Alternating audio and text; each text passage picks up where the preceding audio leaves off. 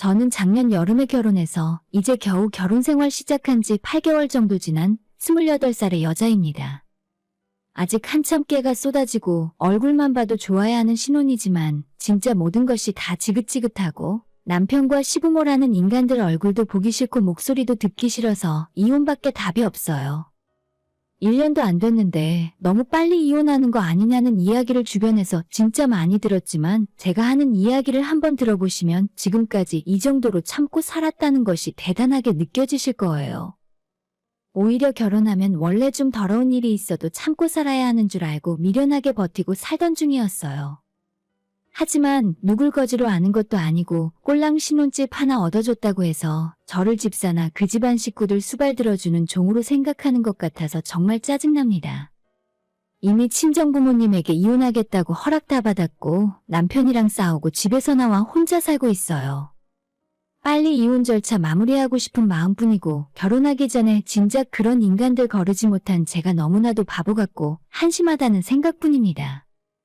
저는 남편과 같은 회사에서 만나 2년 동안 연애했어요. 시부모는 서울에서 살고 있고 남편과 저는 강원도 원주에 있는 공공기관에서 근무를 하고 있습니다. 태어나서 계속 서울에서 살았었고 대학도 서울에서 나왔는데 취업이 되고 나니 무조건 지방에서 근무를 해야 하는 상황이더라고요.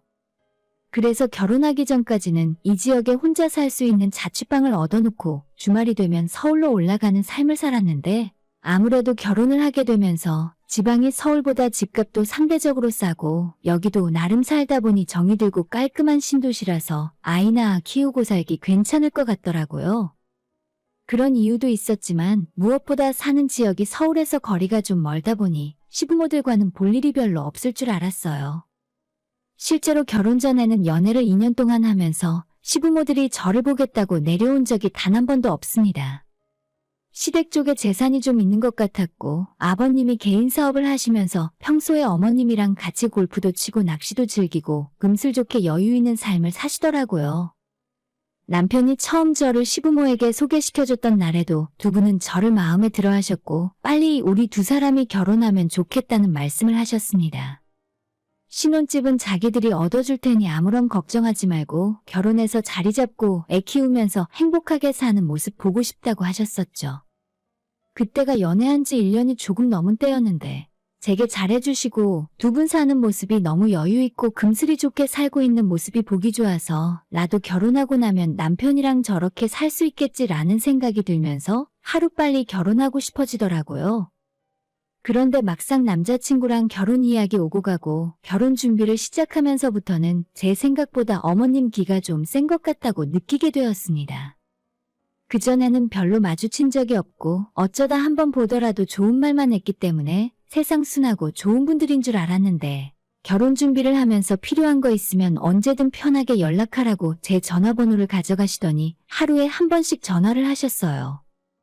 대화 내용의 대부분은 본인 아들이 얼마나 똑똑하고 잘났는지에 대한 칭찬이었고 세상 둘도 없는 외아들이 착하고 공부도 잘하고 정말 누구한테 주기에 아까운 아들이라는 식으로 매일 말씀하셨습니다. 세상에 어느 집 아들, 딸이 자기 부모한테 소중하지 않겠습니까? 은근히 어머님께서 자기 아들이 제게는 과분하다는 식으로 돌려서 말씀하니까 당연히 듣는 제 입장에서 기분 나빴습니다. 처음엔 며칠 동안 제게 먼저 전화해서 쓸데없는 아들 자랑으로 수다를 떨더니 그 다음부터는 저보고 매일 안부 전화를 하라셨어요. 어차피 결혼할 건데 며느리라고 생각해도 되겠지? 내일부터 하루에 한 번씩 나한테 전화해. 우리 여자끼리 수다도 떨면서 미리미리 친해지자. 아직 결혼도 안 했고 정식 며느리도 아닌데 무슨 안부 전화를 하라는 건지 모르겠지만 아무튼 매일 저를 들들 볶아댔고 이틀 정도만 깜빡 잊고 전화를 안 드려도 무슨 일이 있냐면서 왜 연락도 없냐고 하시는 바람에 피가 바짝바짝 말랐습니다. 그때 처음으로 남편이랑 제가 싸우게 됐고 아직 결혼식도 안 올렸는데 벌써 이 정도면 당신 엄마가 나중엔 엄청 시집살이 시킬 것 같다고 저는 이 결혼 못하겠다 했어요.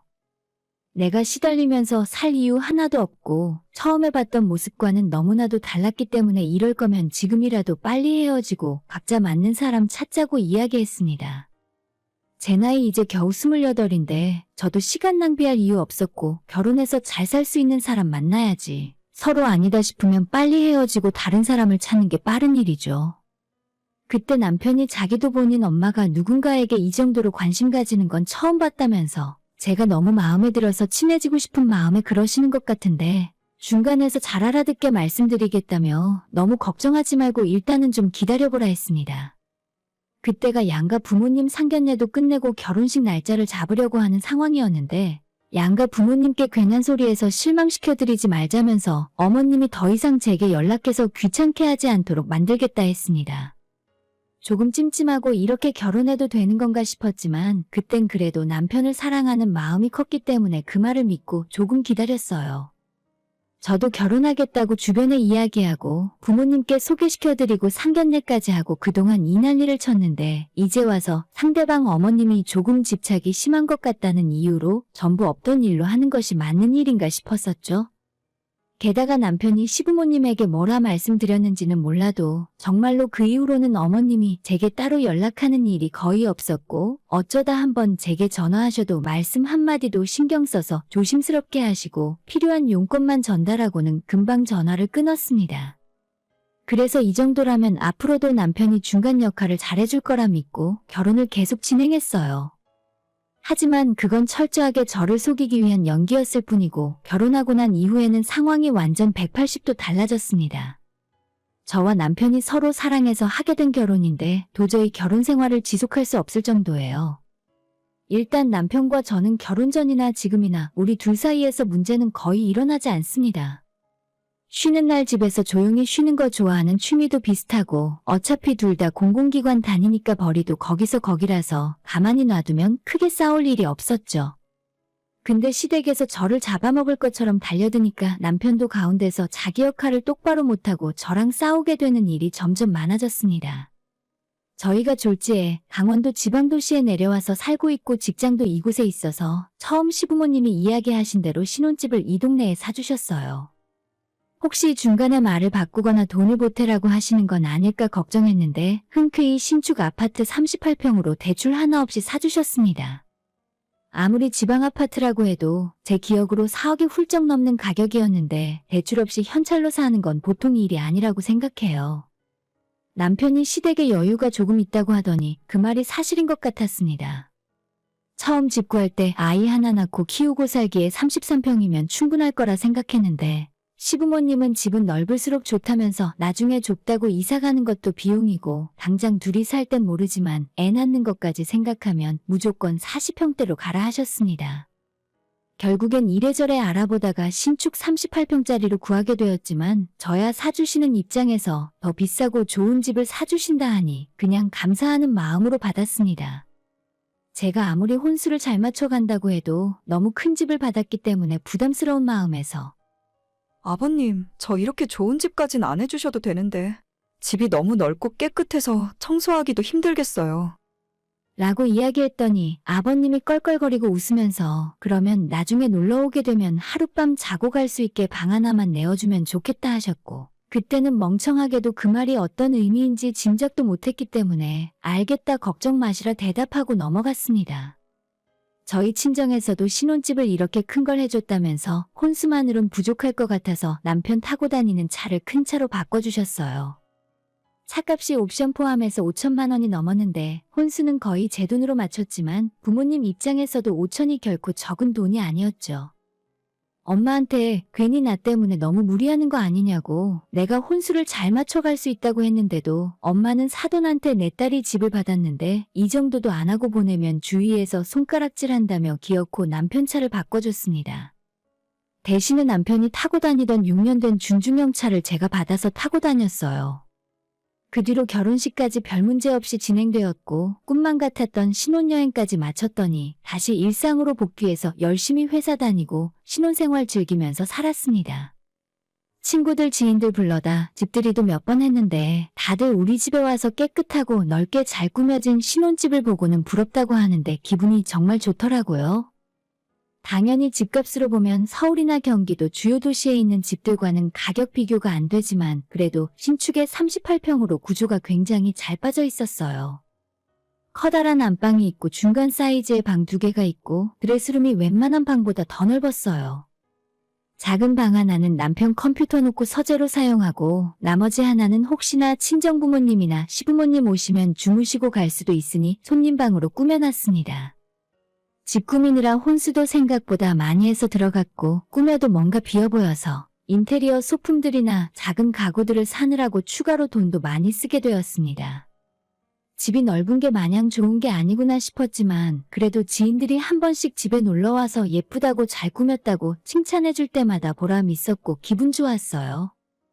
집들이도 어느 정도 다 끝나고 이제 더 이상 찾아올 사람도 별로 없어졌는데 그때부터 우리 시부모님이 허구한 날 저희 집에 놀러 오셨어요. 처음엔 집에 혼수 잘 들어왔는지 구경하러 오시기도 하고 근처에 골프 치러 오거나 드라이브하러 놀러 왔다가 우리 생각나서 일부러 오셨다고 하는데 그때마다 집에서 하루를 주무시고 가셨습니다. 물론 아버님, 어머님 돈으로 사주신 집이라 놀러 오시면 한두 번 재워드리는 것에 대해 큰 불만은 없었어요. 하지만 점점 찾아오는 빈도가 늘어나고 완전 우리 신혼집을 시부모님의 강원도 세컨하우스처럼 쓰기 시작하셨습니다. 한두 번 오실 때는 제가 시부모님께 고마운 마음도 있어서 극진하게 대접했더니 그게 기분이 좋으셨는지 주말마다 시부모님이 우리 지역 근처로 골프 치러 오시고 놀러 오셔서는 자연스럽게 집에서 자고 가기 시작했습니다. 특히 저희 지역에 등산객들 많이 오는 유명한 산이 있어요. 지난 여름과 가을 주말마다 한 번은 골프 치고 한 번은 등산하신다면서 번갈아 가며 우리 집에서 금요일부터 일요일까지 장장 2박 3일을 묵고 가셨습니다. 여름부터 가을 단풍 끝날 때까지 거의 석 달 가까이 이러니까 진짜 제 입장에서는 미치고 환장하겠더라고요. 평일엔 직장 다니는데 시부모님이 매주 찾아오시니까 제게는 주말도 없고 집에 시부모가 와 계시는데 저 혼자 밖에 나가 있을 수도 없어서 답답하고 스트레스가 항상 머리끝까지 쌓여 있었습니다. 결국 남편에게 당신 부모들은 해도 너무하는 거 아니냐고 화를 내고 성질을 냈더니 그제서야 시부모님에게 적당히 좀 오시라고 눈치를 주더라고요. 하지만 그것도 잠시일 뿐이고 2주 정도 제 눈치를 보는 건지 안 오시다가 강릉 놀러가서 바다 구경하고 오는 길에 들렀다면서 회랑대게를 잔뜩 사들고 집으로 찾아왔습니다. 그거 먹으면서 술을 잔뜩 드시고 결국 또 그날은 우리 집에서 주무시고 가셨죠. 지금 우리 집이 남편 혼자 사는 자취방도 아니고 저희가 결혼하기 전에 동거하는 철부지들도 아니잖아요. 분명히 결혼한 지 몇 달 되지도 않은 신혼부부인데 사전에 양해도 없이 당일에 이야기하시고는 갑자기 들이닥쳐서 자고 가시는 건지 그 이유를 도저히 모르겠더라고요. 제가 시가 사람들을 싫어하는 것도 아니었고 특별히 밉보일 만큼 잘못한 적도 없어요. 요즘 수도권이던 지방이던 집값 엄청 비싸고 특히 나중에 아이 낳고도 편하게 살라고 넓은 신축 아파트로 사주신 것도 정말 감사하게 생각하고 저도 보답하려고 노력했습니다. 친정부모님도 그런 의미로 남편에게 차도 새로 사줬고 저도 시부모님이 집에 찾아오면 생활비 탈탈 털어서 한우도 사드리고 좋아하시는 회도 사드렸었죠. 마음에서 우러나와서 그렇게 할 수 있었던 이유는 당연히 처음에 한두 번 찾아오시면 그 뒤로는 우리 부부 사생활 배려를 해주실 거라 생각했는데 이렇게 매주 주말마다 내려와서 눌러 앉으실 생각이었으면 애초에 이 집을 사주신다고 할 때 됐다고 했겠죠. 한 번은 시가 친척들 모아서 집들이 한 번 하자고 했는데 남편의 이모님들 두 분과 그 집안 식구들까지 다 오면 우리 집에 손님이 거의 20명 정도 되는 인원이 온다 하더라고요. 그 이야기를 듣고 절대 안 된다고 난 못하니까 오지 말라고 하시던지 아니면 그날에 나는 친정으로 가 있을 테니 남편이 알아서 손님 대접 다 하라고 했습니다. 난 절대 못해. 당신이 알아서 하던지 어머님한테 말씀드려서 취소하던지 해. 무슨 집들이를 20명이 와? 여기가 모델하우스야? 남편이 어머님이랑 이야기해본다더니 결국 취소 못하고 시가 친척들까지 전부 주말에 우리 집에 모여서 1박 2일 먹고 마시고 놀다가 갔습니다. 그때 저는 출장 뷔페 음식 깔아놓고 우리 친정에 급한 일이 생겼다며 핑계대고 피신했었죠. 시어머니도 바보는 아닌지라 제가 도망갔다는 것 정도는 눈치채고 있었고 이 정도로 불편한 기색 보였으면 상식적으로 아들 집에 안 찾아오는 게 정상이 아닌가요? 오히려 오기가 생겼는지 며느리 기강을 잡으려고 하시는 건지 그 뒤로도 더 자주 찾아오고 이제는 평일에도 지나가다 들렀다면서 저녁 8시 다 되어 집에 오시더니 주무시고 다음날 아침에 밥까지 차려달라 해서 얻어먹고 가셨습니다. 어머님, 아버님이 시간 여유가 많으신 분들이고 언제든지 놀러 다닐 수 있으세요. 그런데 전국팔도 좋은 곳 다 놔두고 제가 이 집에 시집 들어오자마자 집요하게 우리 지역 근처에서만 노는 이유를 정말 모르겠습니다. 한 번은 우리 집에 아버님이 거하게 취하시고 또다시 자고 가려고 하시길래 멍청하게 가만히 있는 남편 옆구리를 찔러서 집 근처에 있는 관광호텔의 방을 잡아드린다고 한 적이 있습니다. 바로 저희 집에서 걸어서 10분이면 갈 수 있는 곳이고 이 지역에서 제일 좋은 호텔이에요. 하지만 아버님은 집 놔두고 그런 데서 자면 오히려 불편해서 깊게 못 잔다 하시고 어머님은 그런 데다 뭐하러 돈을 쓰냐며 아껴서 너희들 맛있는 거 사 먹으라 하시고는 또다시 저희 집에서 주무시고 가셨어요. 정말 우리 집 돈 걱정해 주시는 거라면 아예 안 오시는 게 가장 도와주는 일인데 말이죠. 퇴근하고 집에 돌아오면 말도 없이 시부모님이 집에 오셔서 거실에서 TV 보고 계시고 오늘 저녁엔 송이버섯으로 삼합 해 먹을까? 같이 먹으려고 냉장고에 송이랑 소고기 사다 놨다. 횡성 한우야 한우. 라고 말씀을 하시면 퇴근하자마자 쉬지도 못하고 바로 저녁 상차릴 준비를 해야 했어요. 비싸고 맛있는 거 자주 사주시니까 좋았겠다 하시겠지만 시부모님이랑 먹는데 라면을 먹던 한우를 먹던 뭘 먹는 게 뭐가 중요하겠습니까? 재료 손질부터 상차림까지 전부 저 혼자 다 해야 하고 그 집안 식구들 다 먹고 나면 설거지하고 정리하는 것도 제가 해야 하는 일인데요. 나중에는 제가 이 집안 안주인이 아니라 무슨 펜션 주인이라도 된 것처럼 내 집에서 허리 못 펴고 일만 했어요. 제 눈치를 보던 남편이 시부모님에게 차라리 집에서 이러지 말고 밖에 나가 외식하자고 해도 밖에서 사 먹는 밥은 맛이 없다고 우리 며느리가 해주는 밥이 세상에서 가장 맛있다는데 진짜 놀부 마누라처럼 밥주걱으로 시부모 뺨을 한 대씩 치고 싶었습니다. 신랑도 초반에만 제 눈치 보며 부모님에게 그만 오시라고 잔소리를 하더니 얼마 지나니까 이젠 아무런 말도 없고 오히려 시어머니 오는 날을 손꼽아서 기다리고 있더라고요. 입으로만 제게 미안하다 미안하다 너가 이해하라 하는데 그냥 기계적인 사과일 뿐이지 진심으로 제게 미안한 마음이 있다면 시부모랑 싸우고 등 돌리는 한이 있어도 못 오시게 해야 할 거 아닙니까?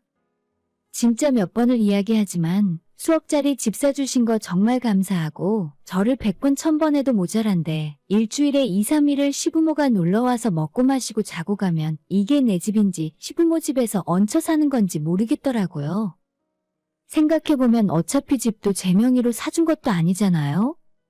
차라리 결혼 전에 혼자 살던 방 하나 거실 겸 주방 하나 있던 13평짜리 제 자취방이 38평짜리 아파트보다 훨씬 편하고 아늑했습니다. 스트레스가 한계 상황으로 다다르고 있었는데 마지막으로 제 등을 떠미는 사건이 얼마 전에 있었습니다. 시부모님이 동창분들이랑 부부 동반으로 다 같이 여기 근처에서 골프 치시고 우리 집에 오셔서 친구들이랑 술 마시고 자고 가시겠다고 연락이 오더라고요. 며칠 전에 미리 연락한 것도 아니었고 당일날 점심때쯤 전화하셨는데 시부모 포함 8명이 집으로 찾아오겠다는데 제가 눈이 안 돌아가게 생겼으니까 전화 끊자마자 남편에게 당신이 아버님에게 전화해서 우리 집에 올 생각 말고 밖에서 식사하시고 잠도 밖에서 숙소 잡아서 주무시라 하라고 안 그러면 나 지금 집 나갈 거라고 이야기했더니 남편은 한숨을 푹 쉬면서 저한테 이런 말을 하는 겁니다. 아니, 부부 동반 모임이라잖아. 우리 부모님 체면 한번 살려드리는 게 그렇게 힘드냐? 라고 이야기하길래 진짜 이젠 결혼이고 뭐고 다 끝이구나 싶었습니다. 매주 집에 쳐들어와서 놀고 먹고 자고 가는 것도 모자라서 이젠 친구들까지 끌고 와서 저보고 수발들으라는데 만약에 제가 시부모 돈으로 놀고 먹으며 집에서 살림만 하는 사람이라도 열이 받고 화가 날 일 아닌가요? 저도 남편이랑 같은 회사 다니고 대학 나오고 공부할 만큼 했어요. 왜 내가 고기 굽고 술상 차리고 시부모가 데려오는 손님까지 받아야 합니까? 그리고 애초에 이게 내 집이 맞긴 맞나요?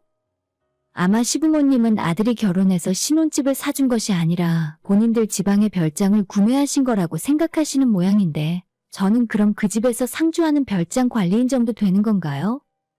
남편과도 더 이상 할 말 없고 너가 나한테 그런 식으로 이야기할 거면 우리 결혼 생활 다시 생각해보자 이야기하고 간단하게 짐 챙겨서 집을 나와버렸습니다. 집에 그대로 있다가는 금방이라도 시부모 친구들이 몰려와서 술판 벌이면서 저한테 안주 내놓으라며 술시중 들게 할 것이 뻔했기 때문이었죠. 남편이 집 나가려는 저를 막아서고 지금 이렇게 나가버리면 부모님한테 뭐라고 이야기하냐고 따지길래 너는 지금 이 상황에서도 너네 엄마 아빠 체면이 중요하니? 진짜 웃긴 자식이네. 너가 술상을 차리던 시중을 들던 알아서 해. 이 집에 내가 편하게 쉴 수 있는 자리가 있긴 하니? 라고 화를 내고 남편을 밀치며 밖으로 나갔습니다. 하필 그날이 일요일이라 다음날 출근을 해야 해서 간단하게 갈아입을 옷과 화장품 몇 개만 급하게 들고 나왔고 일단 집 근처에서 방을 잡고 하루 자기로 했어요. 이혼을 하던 말던 그 집에 들어갈 생각 전혀 없었고 방을 구해서 일단 그 집에서 빠져나와야겠다는 생각뿐이었죠. 해가 떨어지니 날도 아직 쌀쌀했는데 내 집 놔두고 쫓겨나니까 너무 서러운 마음이 밀려왔습니다. 겨우 방 하나 구해서 거기 누워 있었는데 생전 처음 와보는 낯선 방이었지만 이상하게도 신혼집보다 훨씬 편하고 마음이 아늑했어요. 불쑥 찾아와서 초인종 누르고 문 열어달라는 사람이 없다는 것이 이렇게 마음 편한 일이라는 걸 오랜만에 느꼈습니다. 남편이 계속 제게 전화를 했고 전부 받지 않았더니 나중엔 시어머니까지 제게 전화하더라고요. 받을까 말까 하다가 일단 뭐라고 하는지나 들어보려고 전화를 받았더니 받자마자 너 지금 어디냐고 당장 집에 안 들어오냐고 소리를 지르셨어요. 제 가정교육까지 들먹이시면서 사돈댁에 전화해서 한 소리 하기 전에 당장 집에 들어오랍니다. 손님들 잔뜩 데려왔는데 제가 어른들 망신 주려고 작정했다네요. 야, 지금 기껏 손님들 모시고 왔는데 이게 무슨 경우 없는 짓이야? 집에서 그렇게 배웠어? 손님 오는데 나 몰라라 하고 도망가면 끝인 줄 알아? 너희 부모님한테 전화해서 처음부터 다시 가르치라고 해야지 안 되겠다. 친정 부모님한테 전화한다고 하면 제가 벌벌 떨면서 죄송합니다. 어머님 당장 들어가서 밥상 술상 차리겠습니다. 라고 할 줄 알았나 본데 천만의 말씀이었죠.